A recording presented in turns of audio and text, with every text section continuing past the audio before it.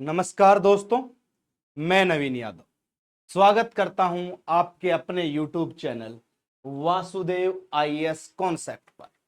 Dear friends, आज की class हमारे लिए मोस्ट इंपॉर्टेंट होने वाली है क्योंकि आज हम दिल्ली सल्तनत के आखिरी मजबूत शासक की कहानी पढ़ेंगे और उसके बाद दिल्ली सल्तनत के अंत की कहानी की ओर अग्रसर होंगे। फिर एक नई सल्तनत का उदय होगा, उसके बारे में हम पढ़ेंगे।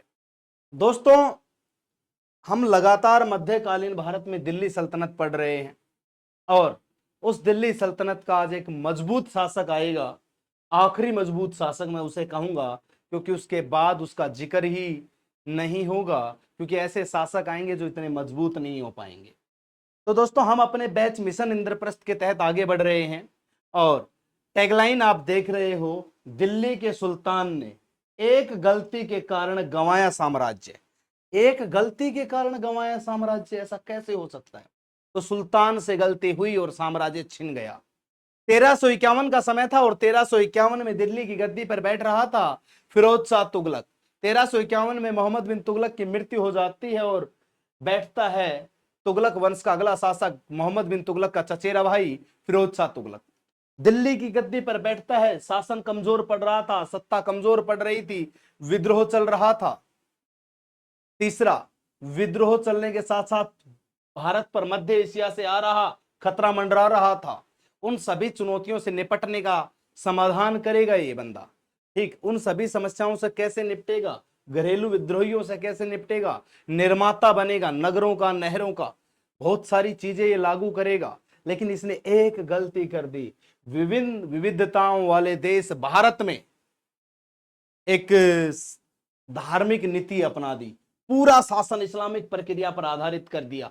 दिल्ली सल्तनत में औरंगजेब के बाद अगर सबसे ज्यादा धर्म परिवर्तन का करवाने वाला राजा माना जाता है तो वो औरंगजेब के बाद फिरोज शाह तुगलक है। आज उसी फिरोज शाह तुगलक की कहानी मैं आपके सामने लेकर के आया हूं। तो आइए हम उस फिरोज शाह तुगलक पर एक जिक्र करेंगे, एक चर्चा करेंगे।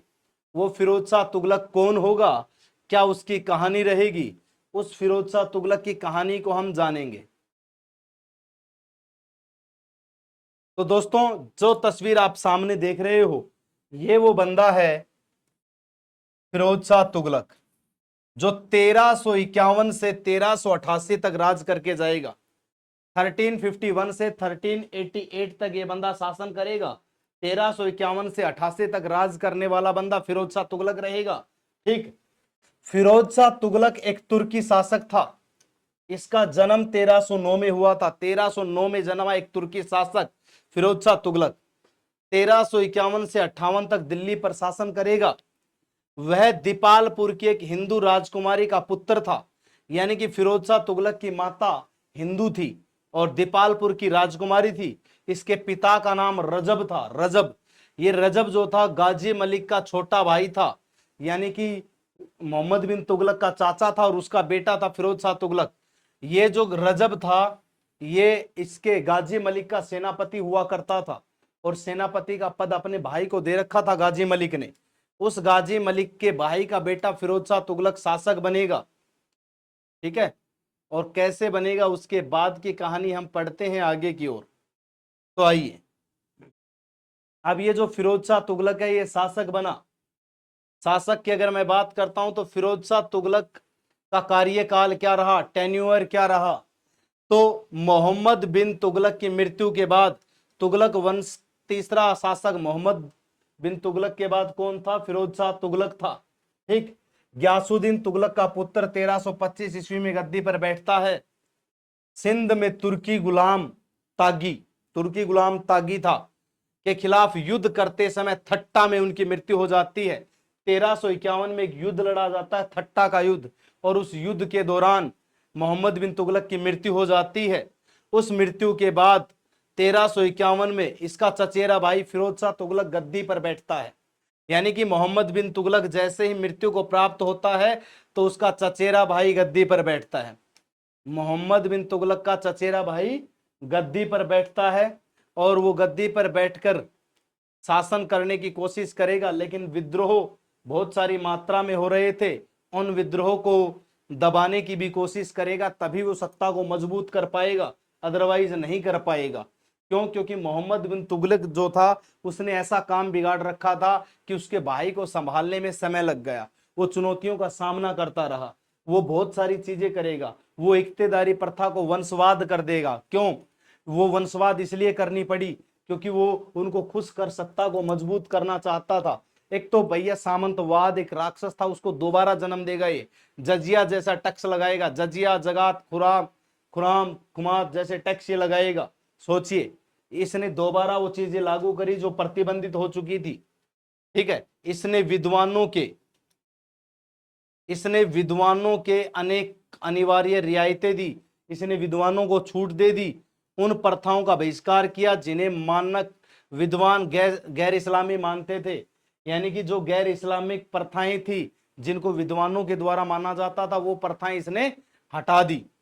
फिर उसके बाद मुस्लिम महिलाओं को पवित्र लोगों की कब्रों पर प्रार्थना करने से रोक दिया। यानी कि जो मुस्लिम महिलाएं पवित्र लोगों की कब्रों पर जाकर के प्रार्थना करती थी, उसको प्रतिबंधित करने वाला शासक कौन था? तो ये था भैया फिरोज शाह तुगलक। ऐसा कहा जाता है कि उन्होंने विभिन्न मुस्लिम समूहों के साथ दुर्व्यवहार किया, इसने मुसलमानों पर भी प्रताड़नाएं की, उनके साथ भी बुरा व्यवहार किया, जिसे विद्वानों ने अपरंपरागत माना। फिरोज ने सैन्य बलों का विरासत मूलधन प्रदान किया। यानी कि जो जिन चीजों का इन्होंने विरोध किया, मुस्लिम समूहों के साथ दुर्व्यवहार किया, जिससे मुस्लिम वर्ग परेशान हो गया और उसने इसे अपरंपरागत माना। लेकिन इसने एक चीज और कर दी। इसने कौन सी चीज कर दी? इसने सैन्य बलों को उनका मूलधन विरासत में प्रदान कर दिया, जो उनकी विरासत थी वो वापस लौटाने का काम किया। यानी कि इसने सैन्य वर्ग को प्रसन्न किया, क्योंकि इसको आगे युद्ध जीतने थे, ये बात बहुत इंपॉर्टेंट थी इसके लिए।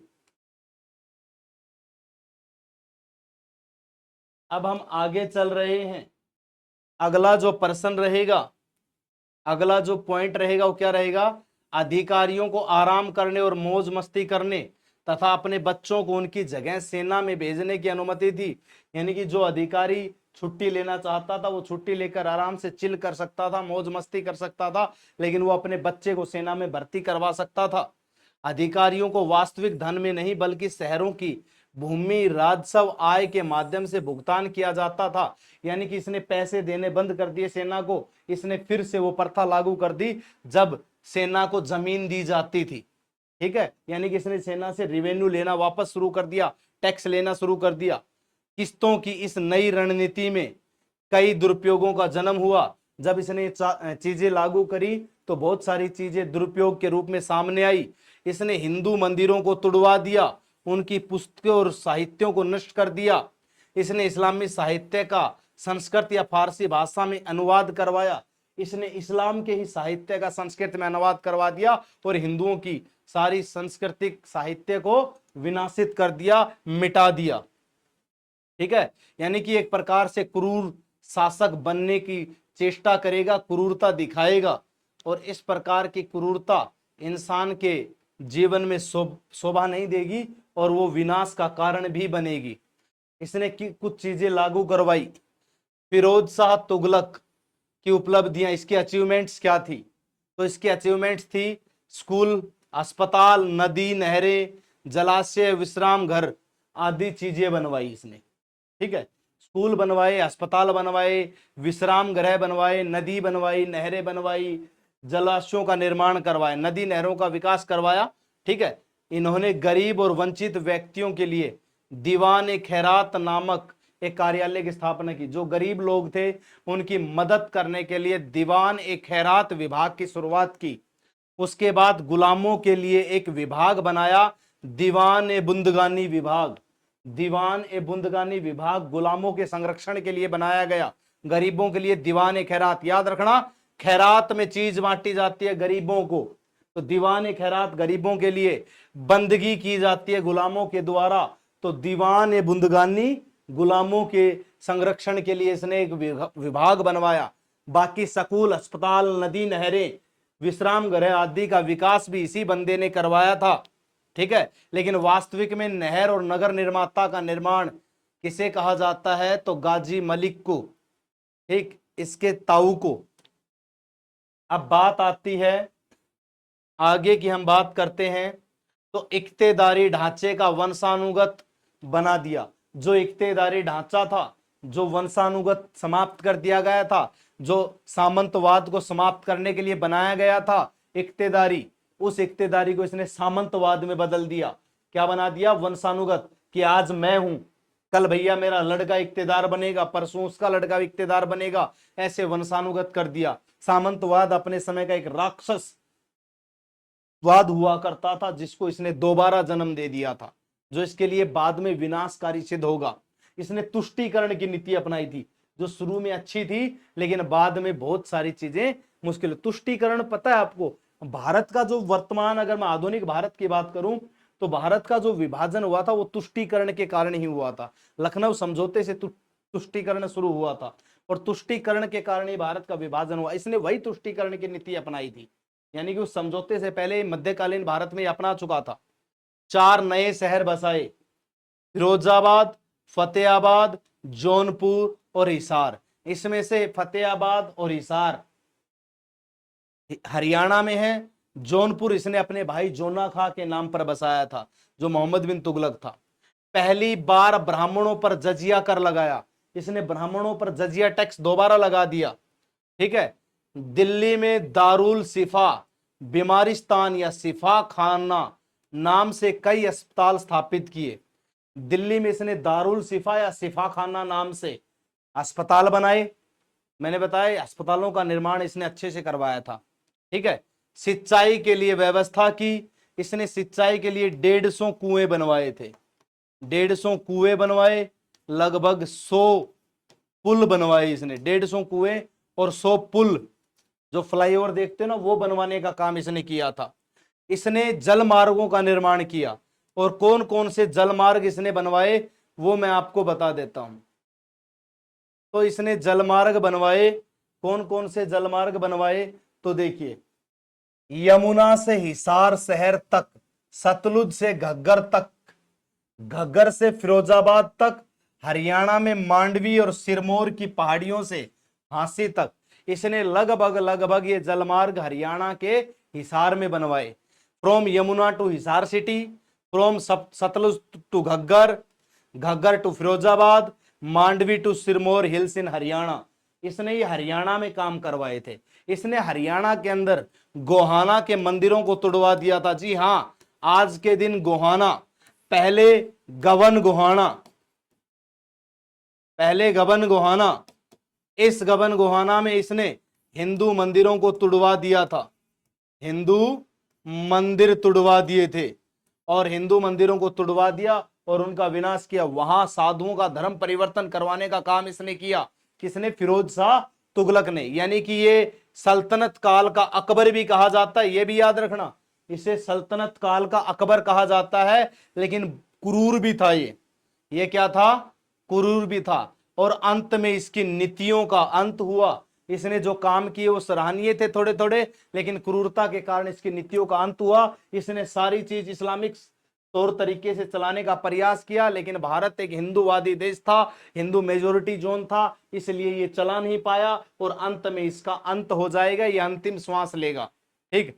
और फिरोज शाह ने 1388 में अपनी अंतिम सांस ली, और तुगलक वंश उसके बाद अपना कोई अस्तित्व नहीं बना सका।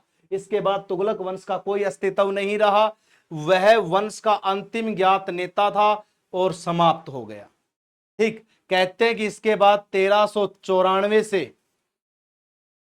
1414 तक राज करने वाला एक बंदा आएगा, जिसका नाम होगा नसीरुद्दीन महमूद।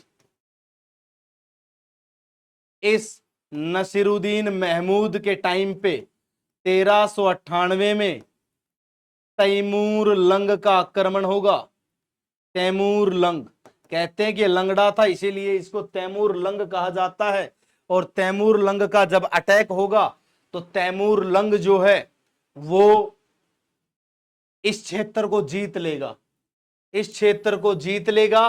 तो 1398 में तैमूर लंग अपने समय का चोर उचक्का था, और ये चोर उचक्का राजा कैसे बन गया सोचिए। ये जब तुर्किस्तान जाता है तो वहां एक सिवास जगह है, वहां पर लोगों को बोलता है कि तुम मुझे समर्पित हो जाओ, मैं तुम्हें खून खराबे से मुक्त कर दूंगा। अब लोगों ने इसको समर्पण कर दिया तो इसने 3,000 लोग जिंदा दफना दिए। चोर था ये, इसने कहा था खून नहीं पाऊंगा, तो दफना दिए इसने। ऐसा व्यक्ति था। और भारत आ पहुंचा तैमूर लंग, और भारत में नरसंहार करता है और 1398 में इन क्षेत्रों को जीत लेता है। और ये इन क्षेत्रों को जीतने के बाद खिज्जर खां को अपने क्षेत्र सौंप के चला जाता है। खिज्जर खां को अपना गवर्नर बनाता है, और उस खिज्जर खां को गवर्नर बनाने के बाद ये चला जाता है। इसी खिज्जर खां ने सैयद वंश की स्थापना करी, सैयद वंश। और इसी सैयद वंश के बाद लोधी वंश आएगा, लोधी वंश। दो छोटे छोटे वंश आएंगे। इन दो छोटे छोटे वंशों की कहानियां हम पढ़ेंगे अगली क्लास में, ठीक है। तो आज की कहानी आपकी तुगलक वंश की थी, जो समाप्त हुई। तुगलक वंश की कहानी पर हम आए और इस चीज के बारे में हमने बताया। जितने भी मेरे साथी चैनल से नए जुड़ते हैं उनसे आग्रह करता हूं कि चैनल को शेयर और सब्सक्राइब जरूर किया करें। मैंने ऊपर भी टैगलाइन लिखी हुई है, वासुदेव आईएएस कॉन्सेप्ट हमारा चैनल है, ठीक। हिस्ट्री तुगलक वंश डायनेस्टी के बारे में आज हमने पढ़ा है, ठीक। हमारे चैनल को सब्सक्राइब करें। ये सभी एग्जाम्स के लिए मैं बता देता हूं, let's prepare for UPSC, NDA, CDS, CAPF, CSC and SSC all exams. SSC के सभी एग्जाम्स के लिए हैं।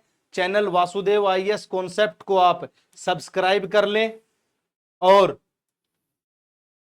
सब्सक्राइब करने के बाद बेल आइकन जरूर दबाएं। लाइक, शेयर और सब्सक्राइब जरूर करें। मैं आपको बता देता हूं, सभी पीडीएफ आपको अवेलेबल हो जाएंगे, और मैं जल्द ही क्वेश्चन भी लेकर के आऊंगा इन सब्जेक्ट्स के, ठीक है।